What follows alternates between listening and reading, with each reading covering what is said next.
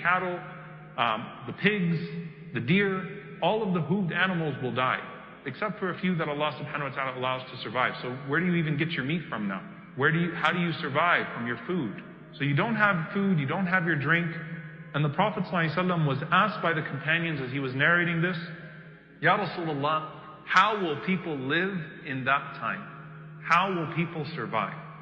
And this is a powerful response that the Prophet ﷺ gives. He says, sallallahu alayhi wa sallam, La ilaha illallah, subhanallah, alhamdulillah, Allahu Akbar.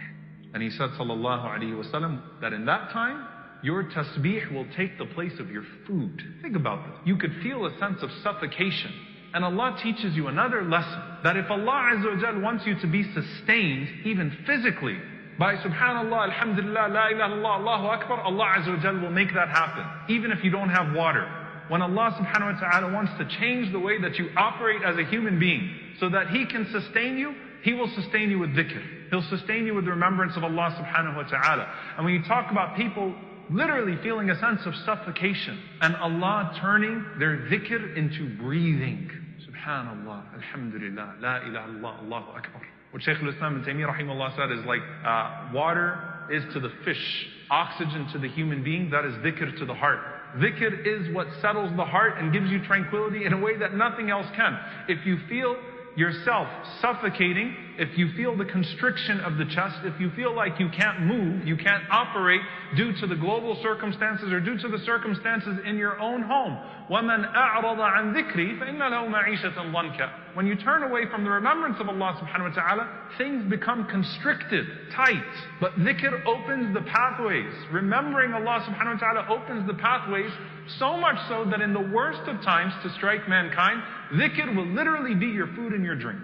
Subhanallah. That's what it will become to us. But the greater lesson, or of the greater lessons, is first and foremost, لَا يُكَلِّفُ اللَّهُ نَفْسًا إِلَّا وُسْعَهَا.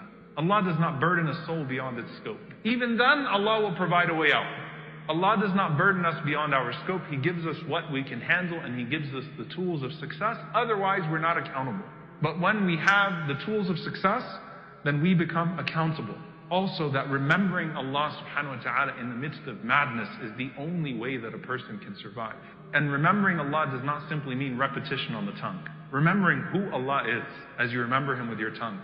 And thinking deeply about what you're saying when you remember Him with your tongue. And then allowing that to penetrate your heart when you remember Him with your tongue. That opens the pathways. It allows you to breathe, to not suffocate when things are happening. Alhamdulillah, Allah is in control. Subhanallah, Tabarakallah.